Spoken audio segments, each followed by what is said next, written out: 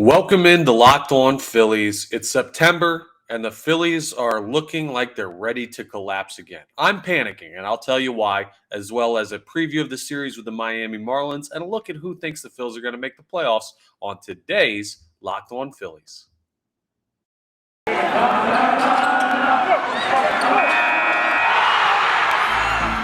You are Locked On Phillies, your daily Philadelphia Phillies podcast. Part of the Locked On Podcast Network, your team every day.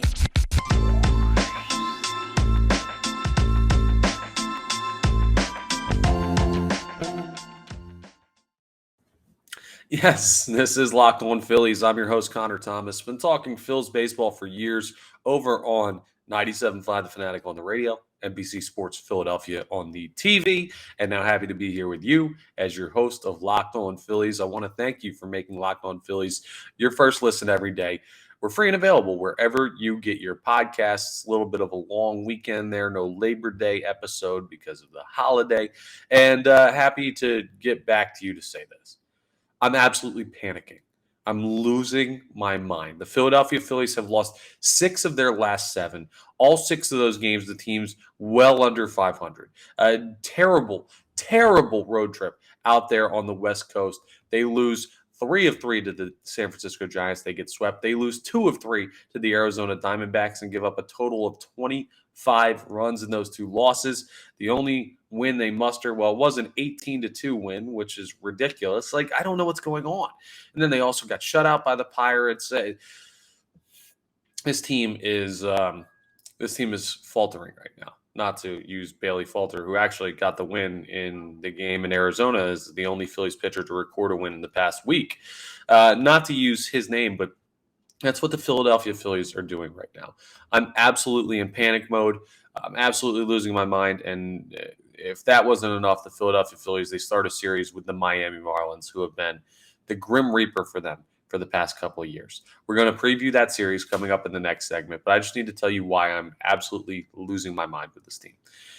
I look around baseball, and the good teams are the ones that are righting the ship. If you're looking at teams like the New York Yankees and the New York Mets, who went through a little bit of a rough stretch, well, they see September and they're like, okay, time to turn it off.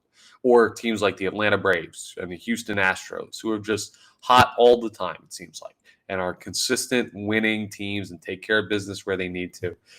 And meanwhile, the Philadelphia Phillies are going backwards, and they're playing bad teams. The schedule, we talked about it on the last episode, it's not as easy anymore. They have the 20th easiest remaining schedule in all of baseball. Well, I guess if you do that reverse, it'd be 10th easiest. But yeah, it's not where they were top 5 before. And that's because they had to play a couple more series against the Atlanta Braves, the Houston Astros, the Toronto Blue Jays. It's not fun to see those teams still on the schedule with the way that this team is playing. And heck, I mean, the Marlins are comparable to the Arizona Diamondbacks and to some extent even the San Francisco Giants. I think San Francisco is a better team than Miami, but still, I don't have faith in this team right now. And in tonight's game against the Miami Marlins, series opener, I need to see something, or else I'm going to be like full on jumping off the Phillies bandwagon, losing my mind crazy. Now, should they still make the playoffs? Yes. You take a look at the 2022 MLB wildcard standings in the National League. The Atlanta Braves are 84-51. They're only a game back in the New York Mets. They're 10.5 games up on any other wildcard participants. So, yeah, the Braves are going to make the playoffs. They're basically locked in. The Philadelphia Phillies are your second wildcard seed right now with a record of 73-61 because the San Diego Padres, they're 74 wins, but 62 losses. So a game up in each category, which actually gives the Phillies the advantage by percentage because they played less games. And also, remember, the Phillies have the season series over the San Diego Padres, which is the first tiebreaker. So let's say the Phillies win tonight and the Padres don't play. Or no, the Phillies would have to make up 2 games. Here's what I mean. I'm not a big math guy. Let's say they end up with the same record. The Phillies are in, and the Padres are the 3rd seed. The Phillies would be the 2 seed in that case.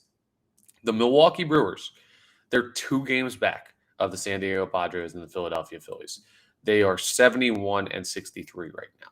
Now, the Brewers have a tough schedule. They got to stretch a week where they play the New York teams. They got to play the Mets.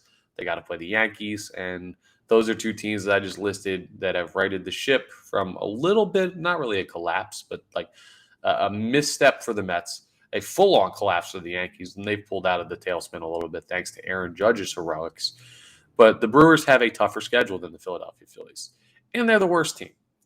You look at it and you're like, okay, well, the Phillies should still be able to make it in because the Giants are 7.5 games back of them. There's no way the Giants will catch them. The Brewers are 2 games back, which is striking distance, but they have a much harder schedule and they're not as talented of a team. Yeah, so naturally you imagine that means, okay, despite the issues the Philadelphia Phillies have had recently, yeah, they should still get in. I guess, but we've seen stranger things happen before when it comes to the Philadelphia Phillies. We saw a bad Marlins team in 2020 catch fire, make their way into an expanded short season playoffs because of the pandemic, and the Phillies found themselves on the outside looking in. If you don't think that this is a rational response, I want to read you some numbers that I pulled up this morning on the radio for the John Kincaid Show. This is from StatMuse. Shout out to StatMuse for some good stuff. This is the Philadelphia Phillies record for the past 4 Septembers, going back to September of 2018. In 2018, the Philadelphia Phillies were 8-20 in September. That's awful. That's 12 games below 500 in a single month. It can't happen.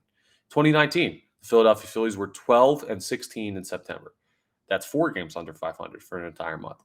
In September of 2020, they were 13-17, another 4 games under 500 month for the month of September in 2020.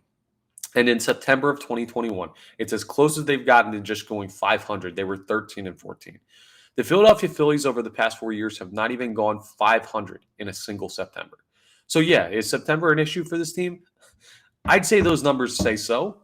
And looking, I don't know. It's just, I'm a big feel guy. You guys know this about me. I'll list stats for you. I'll tell you who looks good by the numbers. But I've also been a big proponent of the good teams play like good teams. Over the course of 162, good teams get in. The Phillies are going to make it because of the talent on their roster. And now the back of my mind is thinking, man, this team always collapses in September. Their easy part of their schedule is somewhat past them. They've got injuries right now. Zach Wheeler, a little bit of a setback in his potential return. Sir Anthony Dominguez, we don't know. Nick Castellanos to the injured list with an oblique issue. Corey Knebel still gone for the year. Like, this team has injury issues, choking issues, offense issues. The pitching has not been great. Aaron Nola has been bad in September his entire career, and now it seems like he's poised to do that again. And you play the Marlins in 2 of the next 3 series, and the Marlins have absolutely owned you outside of a couple months of the Rob Thompson tenure. So the Phillies could put a lot of worry at rest by going out and winning this Marlins series. And then they get Washington at home meaning the Phillies are home at Citizens Bank Park. So there's still a path for me to be feeling all right by the end of this week. But I'll tell you what, folks, right now, I do not feel good at all about this team and the potential for where they're at and anything of that nature. I'm not feeling it right now when it comes to the Philadelphia Phillies. And I hope I'm wrong and they prove me wrong, but it is up to them. I was actually saying this morning that I was hoping for a rain out tonight. Now, as I look out my window at the cloudy skies across the north part of Center City, Philadelphia, it looks like it's going to be dry enough to get the game in. Rain doesn't resume back until 10 p.m., according to the Weather Channel. So they should be able to play tonight. And we'll preview the game and the series coming up next. But my natural feeling right now when it comes to the Philadelphia Phillies is a level of panic. Not past the point of no return, but another September collapse is what seems to be where this team is pointing towards. And because they've done it in the past, well, you believe who a team is until they show you otherwise. Over the past 4 years, this team has been a September choke job. I know there might be different players here, but the core is largely the same. The fan base is the same, which makes it hard for the average fan to jump in on a team when they see this happening year in and year out. And it puts me in a very worrisome spot when it comes to the Philadelphia Phillies. So, hey, hopefully they remedy this tonight by beating up on the Miami Marlins, but we'll see. Right now, skepticism has begun to set in for me. And we'll have to reevaluate as the final 9 series of the season go on. But coming up next, we're going to preview the next series, Miami Marlins. Tonight, a big game between the Philadelphia Phillies and Aaron Nola on the mound, and then 2 more big games in Philly that see Sandy Alcantara again. Just wonderful. We'll preview the series next on Locked On Phillies. All right, folks, as you gear up for fall, you need the right people on your team to help your small business fire on all cylinders. Just like when the Phillies gear up for fall, they need the right players to show up for their team so they don't collapse in September again. How about that? What a thought. Well, you can't do it for the Phillies, but you can do it for your small job. And LinkedIn Jobs is here to make it easier for you to find the people you want to talk to faster and for free. You can create a free job post in minutes on LinkedIn Jobs, reach the largest professional network of over 810 million people. It's the largest in the world. Then you add the job and the purple hashtag hiring frame to your profile so people know where to find the job that they're looking for. Simple tools like screening questions make it easy to focus on the ideal candidates. And that's why small business rates LinkedIn Jobs #1 in delivering quality hires, first leading competitors. So LinkedIn Jobs helps you to find the candidates you want to talk to every day. You get nearly 40 million job seekers who visit LinkedIn per week. I mean, there's no better place to post your job for free. So go do it at linkedin.com/lockedonmlb. That's linkedin.com/lockedonmlb to post your job for free. Terms and conditions do apply. All right, it's time as I smack my microphone like I do sometimes. Still getting used to the new setup here. And sorry about I looked like a ghost the whole first segment. I had the shades up on my window, and I guess the cloudy sky just reflected the light really poorly. So I'm back. You can actually see my face now, which is a good thing for some, not so good of a thing for others. But here we are as we preview the Philadelphia Phillies series with the Miami Marlins tonight. Now, this is, I said this morning on the John Kincaid show that I hope the Philadelphia Phillies wear their alternate uniforms with the brown pants tonight because they've got to be pooping themselves thinking about the Miami Marlins coming in and what that team has done against them in the past playoff pushes in September. And I hope I'm wrong. I hope there's no worry in the locker room. I hope they come out and they beat a very beatable Miami Marlins team tonight. But hey, it's up to them. We will see. The best we can do is preview the series. Now I'm going to go through the pitching matchups first, and then we're going to jump into specifically tonight's matchup. In tonight's game, the first pitching matchup, you got Aaron Nola taking on Jesus Luzardo. Now, the pitching matchup in this one is interesting because Luzardo, who's a 24-year-old lefty, he's young, but he's actually had a solid year down there for Miami in a little bit, well, more than a little bit less time than Aaron Nola. So a smaller sample size, but let's talk through what Jesus Luzardo has done this year. He's 3-6 record-wise. He's got a 3.44 ERA, though, which is only 0.01 higher than Aaron Nola's 3.43. Now, the difference is Jesus Luzardo's whip is 1.04. Nola's is 0.97. So a little bit higher there. And then only 65 and a third innings pitched for Luzardo. Nola, 170.2 innings pitched. Nola's given up significantly more hits, but that's natural with the number of innings. And the strikeouts, well, Aaron Nola's at 190. Luzardo's at 73. Luzardo's already walked 25 players, though, in 65 innings. Nola's only walked 22 in 170 innings. So if there's a place to beat Jesus Luzardo, it's being a little bit more patient at the plate. He can strike hitters out. He can pitch to contact well. He has been a really, really good pitcher in those 65 and a third innings. And he's only given up 5 home runs. So you may not beat him with a long ball, but this is a guy you need to be patient against. You need to work at bats against. It's a tough pitching matchup for the Philadelphia Phillies. Now, ESPN might be banking on the fact that the Phillies have lost 6 of 7, and they need this game a lot more than the Miami Marlins, who are 55-78, 23 games below 500. But the the ESPN analytics says the Phillies have a 73.7% chance to win tonight's game, a 26.3% chance for Miami. So about 3 out of 4 times the Phillies win the game tonight. But hey, it's September, and it's the Marlins, so nothing's guaranteed. We'll see if they can pull it off. Then the pitching matchup for Game 2. And we'll revisit tonight's game, talk through the lineups and everything like that. But the pitching matchup for Game 2 in Philadelphia, Bailey Falter will take the mound tomorrow at 6:45. He will face Trevor Rogers, who the Philadelphia Phillies have handled this year. Rogers, a 4-10 record with a 5.57 ERA, a 1.56 WHIP, and 88 Ks. Rogers is a very beatable pitcher. The Phillies should win every single time he takes the mound for the opposition, especially considering that the Miami Marlins lineup isn't all that dangerous. And Bailey Falter's been really, really good for the Philadelphia Phillies in the needed starts for him being a spot starter, being part of the rotation because of injuries. And that's another one where the Philadelphia Phillies have the favor in the pitching matchup. And it's good because they don't on Thursday.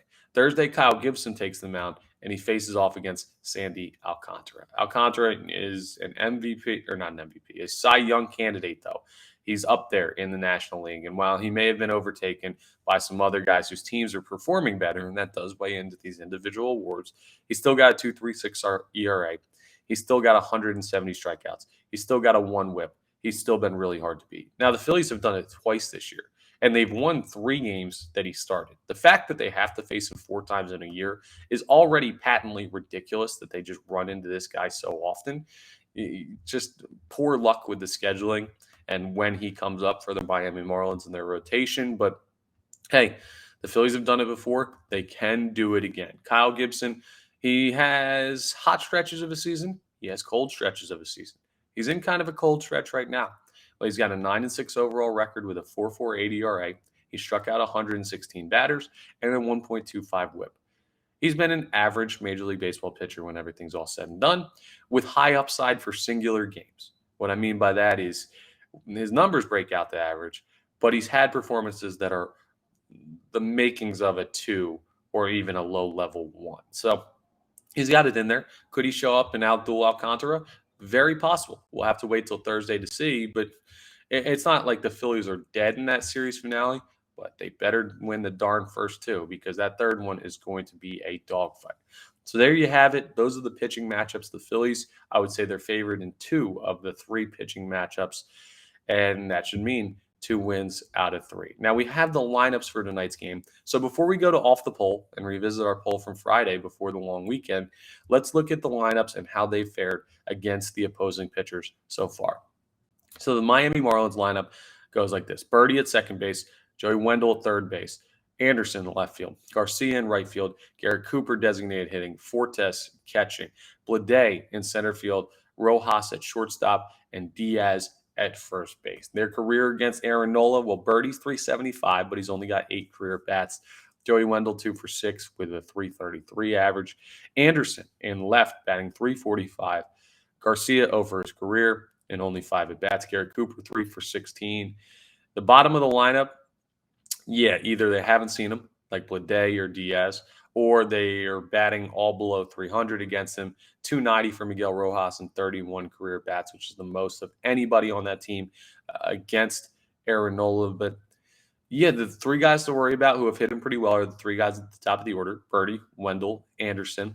And then after that, looks like Nola should be able to handle everything. So it's a lineup he's had some success against in the past, and a team that, even though it's given the Phillies fits, Aaron Nola has had some great starts against this year. Think about his complete game shutout against the Miami Marlins, or maybe it was a near complete game shutout. I think he went like 8 1/3 in the final game of the first half. Either way, it was a gem, and the Philadelphia Phillies won that game, I believe, 4-0. That's the type of performance you want to see from Aaron Nola tonight. On the other hand, against Jesus Luzardo, Kyle Schwarber and Rhys Hoskins, who are the first 2 batters in the Philadelphia Phillies lineup tonight, they have not recorded an at-bat against Luzardo. Alec Boehm batting third, 1 for 3. Bryce Harper batting fourth, 1 for 6. He hasn't hit Luzardo well now. Lefty. You kind of understand that, but still could use Bryce Harper having a big night tonight. JT Realmuto's 0 for 5 against him. Gene Segura's 1 for 2. Matt Vierling is 3 for 6. So Matt Vierling actually hits him pretty well, being a righty facing the lefty. Listen to the bottom part of the Philadelphia Phillies order, though. Dalton Guthrie is going to be playing right field for the Philadelphia Phillies. He's listed as a third baseman on ESPN.com, and he's filling in for the injured Nick Castellanos. Nick Maton is not out there because Nick Maton is not a right fielder, and that's who you've got in the 8 hole, and then Edmundo Sosa will be in the 9 hole playing shortstop. Bryson Stott getting a day off against the lefty Jesus Luzardo. And it's just you got to hope that they find a way to make the bottom of the order count.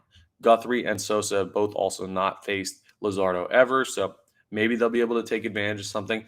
If I told you I knew something about Dalton Guthrie other than who his dad was, I would be lying to you. But hey, he's a legacy. Maybe he'll be maybe he'll be good tonight. I don't know. Bottom of the lineup is nasty, though, and not nasty in a good way for the Philadelphia Phillies. So, hey, top of the order, show up, take care of business against a pitcher that you, in theory, can handle, but it will be a tough game. A low-scoring game is one that I'd predict, especially considering the weather and the field quality. It's been raining all day here in Philadelphia, but put a lot of worried minds at ease for at least 24 hours. Please win tonight, Philadelphia Phillies. I beg of you. That's our preview of the series, though.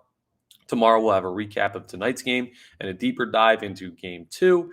And we're going to wrap up today's episode with Off the Poll because on Friday, I asked y'all what percentage of you think there's going to be a Red October. I have a feeling that poll would go differently if I were to ask it today. But we'll revisit the results and see where the mentality has shifted over the weekend as we wrap up today's Locked On Phillies. Okay, it's time for Off the Poll. Now, Off the Poll is a two-part segment that we do here in Locked On Phillies. What it is on Friday or the last show of the previous week, I pose a poll question. I ask you it here on the show. I post it on Twitter at LO_Phillies and retweet it from my account at ConnorThomas975. If you're not following us on Twitter, follow both of those accounts. But then on the first show of the next week, Tuesday this week because of the holiday, normally Mondays, we revisit and I'll tell you my opinions. We'll discuss what went on over the weekend. And our off the poll question for this week was a simple one. Will we get a Red October this year? 91% of responders said yes. Only 9% said no. And yeah, it looked like a certainty on Friday. And then what did the Phillies do but lose Friday night? And then, well, what did the Philadelphia Phillies do but lose Saturday? And what did the Philadelphia Phillies do? Lose Sunday and get swept by a sub-500 team in the San Francisco Giants and drop themselves into a tie for basically the third wildcard spot. The Brewers only 2 games back, and our pets' heads are falling off. Now, maybe I'm being too panicked because the fact that only 3 days ago, 91% of the fan base who responded, and it's a pretty good representation of the fan base I found on these polls based on what I hear in calls on the radio and comments and tweets and everything. 91% of the representative fan base has said that they think there's going to be a playoff run. So maybe I'm overreacting over just 3 games, but I'd imagine that number is closer to 80, maybe even down into the 70s after that 3-game sweep at the hands of the San Francisco Giants. It's been a turnaround of epic proportions over the past 7 games, as big of a 7-game swing in momentum as the Phillies have had all season long. And I'm worried, but when I look back at the poll, it reminds me how good this team is. And I hope that they come out and they prove it tonight for the Philadelphia Phillies against the Miami Marlins. A great opportunity for them to do just that and prove all of you poll responders right. And I would have voted for yes. So I'm right there with you. Let's hope that this is just a 7-game blip on the radar and the Phils can bounce back tonight and become that team that we know they are, a playoff caliber team. I want to thank you again for making Locked On Phillies your first listen every day. Now I want you to make your second listen to go check out the Ultimate Pro Football Preview 2022. It's an 8-episode extravaganza to get you ready for the NFL season. The local team experts of the Locked On Podcast Network, plus a betting angle from Lee Sterling of Locked On Bets, all combining into one ultimate NFL preview. Search for Ultimate Pro Football Preview 2022 on your Odyssey app, YouTube, or wherever you get your podcast. So go ahead and check that out. The NFL opener just 2 days away. This is Tuesday and Thursday night. Bills-Rams in the season opener for that. So check out Locked On's work, getting you ready for the NFL season. Hopefully a good year for the Eagles. But we're still zoned in on the Phillies here in Philadelphia. And I will have the recap of tonight's game, hopefully a win, and a preview of Game 2 in tomorrow's episode. That's my time, and I will talk to y'all tomorrow.